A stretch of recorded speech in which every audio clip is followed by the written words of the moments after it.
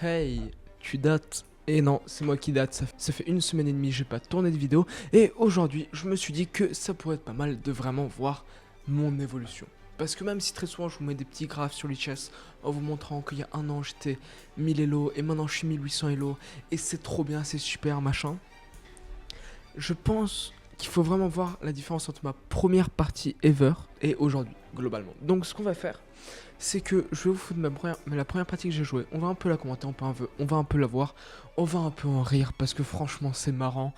Et ensuite, et en fait à chaque coup, je vais essayer d'expliquer pourquoi le coup était mauvais, pourquoi j'aurais joué autre chose. Et vous pourrez voir vraiment la différence entre quelqu'un qui, je le vois là, était 600 Elo. Bon, en réalité j'étais pire que 600 Elo. Et quelqu'un qui actuellement est 1800 feed à peu près. Donc on se retrouve là sur Chesscom, parce que la première partie était sur Chesscom. C'est sur un autre compte à moi, sur ce compte là, Augustus 65375725385884362, qui était 673 Elo à l'époque. Bon, c'était pas le cas, j'étais pas à 600 Elo, j'étais bien pire comme je l'ai dit. Mais donc, d'après l'ordinateur, les blancs jouaient comme un 1400 Elo et les noirs comme un 1200, c'est complètement faux, sachez-le. Mais donc ça commence, E4, E5, Dame H4. Ah, fait chier. Tu as première partie en ligne, je viens d'avoir 13 ans à peu près. Mon pote m'a dit mec, installe Chesscom. Et je tombe sur ça. Et je joue G6. Et on voit bien la barre qui s'enflamme. Bon, pour ceux qui veulent savoir la solution, faut jouer ça. Et genre sur ça, tu joues ça, il est forcé de reculer. Et t'arrives dans cette position là où les noirs sont mieux.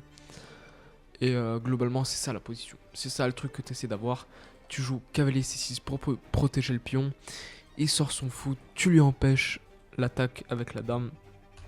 Il repart en arrière pour remenacer le mat du berger. Et tu sors le cavalier et hop, t'es heureux. Tout le monde est heureux, même si, voilà.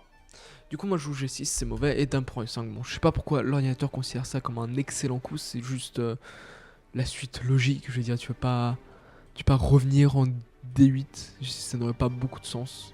Enfin, en D1. Donc, il prend, je fous des E7, bien évidemment. Je sais pas quelle sauce je vais être mangé. Il prend, je viens là. Il prend. Donc, déjà, franchement, le coup, je crois, ici, d'après l'ordinateur, c'est roi F8. Bon, roi F8, c'est chaud, tu vois. C'est le seul moyen de protéger le pion, mais même ça. Dame prend J8 et sur roi F8, D4. Ouais, la dame, elle est pas coincée. Et sur ça, fou H6 échec, force le roi à se barrer. Et ensuite prise, tac. Et sûrement un truc comme ça. Et donc, encore une fois, bon, tu racontes ce que tu veux, la position est complètement gagnante pour les blancs. Ils ont une dame de plus. Ils ont l'équivalent d'une dame de plus grâce à un pion, une tour et un cheval. Donc, en soi, voilà. Bon, moi, il prend H8. Je joue fou F6 en me disant, cool, cette dame, elle est à peu près coincée. Sauf qu'il prend mon cheval. Je joue roi E7 forcé, il échange, tac. Et on arrive dans plus ou moins une vraie partie. Bon, déjà ce coup, mauvais et à la fois pas tant que ça en fait. Parce que en gros, D5, ça perd le pion direct. C'est pas une question, tu vois, ça perd le pion. Mais par contre, ça va me permettre de sortir le fou, peut-être sortir le cheval, peut-être tenter de ramener le roi là, ramener la tour, puis aller me mettre en sécurité par là, sur ces cases-là. Donc globalement, tu vois, c'est mauvais, mais pas tant que ça. Il joue E5, je reviens en E7, qui est le meilleur coup, tu vois, comme quoi, même quand on est nul, on peut jouer les meilleurs coups. Il joue D4, il prend tout le centre, j'essaie de casser sa structure, j'y arrive. Et à partir de là, bon, franchement, que ce soit très clair, à partir de là, je me dis, s'il échange, il aurait dû échanger d'ailleurs, parce que du coup, il a une tour et un cheval de plus. Donc, il est complètement gagnant. Donc, si on échange toutes les pièces, à la fin, il a une tour et un cheval de plus, et c'est suffisant pour mater. Et donc, en fait, en réalité, il aurait dû prendre, il a pas pris, il a joué fou B5. Ça, par contre, c'est vraiment un mauvais coup, parce qu'il y a juste C6, qui bon, l'ordinateur, il veut ça, et maintenant, cavalier F6, wesh. Non, il veut maintenant C6. Mais bon, il y a juste C6. Le fou est forcé de se barrer. Fou D3. Fou prend, cavalier prend. Et B6. Parce que j'ai envie de sortir mon fou. Même si c'est pas ouf en fait. J'aurais dû garder la case B6 pour mon cheval. Peut-être potentiellement. Et sortir mon fou par là. Parce que dans l'idée, mon fou, s'il vient en B7, il va taper sur mes pions. Ça sert à rien. Et là, il peut pas parce qu'il se ferait prendre direct. Donc B6, cavalier échec, roi E8, il refait échec, je reviens là, et on échange des pièces. Donc c'est les meilleurs coups pour lui, en soi il échange des pièces, donc ça l'arrange. Et là je joue B5, ça joue contre son cheval qui est un peu mauvais, tu vois. Parce il peut pas avancer.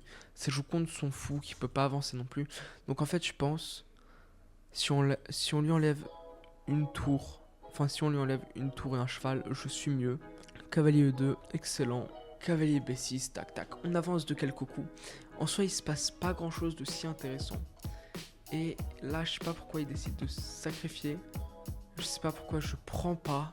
En soi, franchement, là, faut juste prendre. C'est une dinguerie de se dire que à un moment, j'étais assez nul, franchement, pour perdre ça.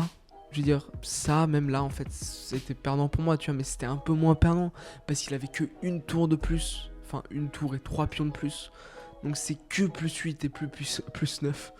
Donc voilà, il décide de prendre, tac, il s'en sort, il est en plus 13. Je décide de jouer cavalier C4 en me disant je vais attaquer le pion, on échange. Il fait grand roc, c'est pas ouf. Je joue C3.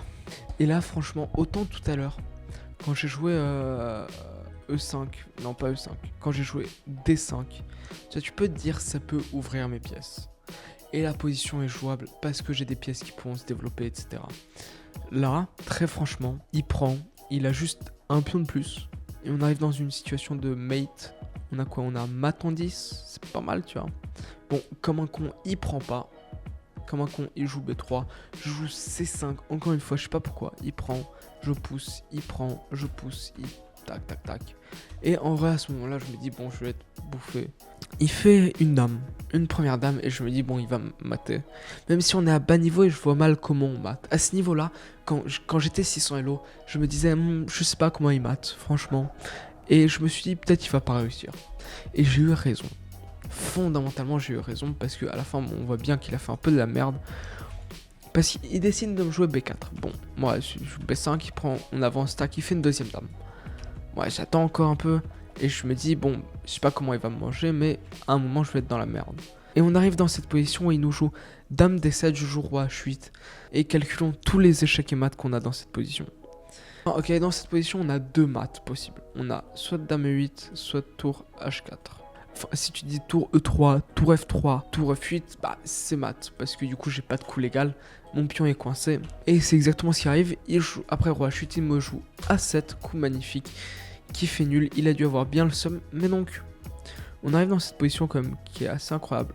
C'est 10 coups d'affilée sur lesquels il était en mat. Faut savoir que ça se finit à coup 45, tu vois. C'est à partir de quand qu'il y a mat. À partir de là, il y a mat en 8. Donc du coup, 28 au coup 45. Donc pendant 17 coups, il y avait quand même mat en 1 ou 2 à chaque fois. Et il a foiré. Il a foiré. Et donc, des conseils que chaque débutant devrait connaître, c'est simple. Il y en a deux. Un, faites de la tactique. 2, essayez de faire 80 milliards de dames sur l'échiquier juste pour humilier votre adversaire. Et sur ce, likez, abonnez-vous, commentez, ça me fera extrêmement plaisir. C'était Augustus. Bye.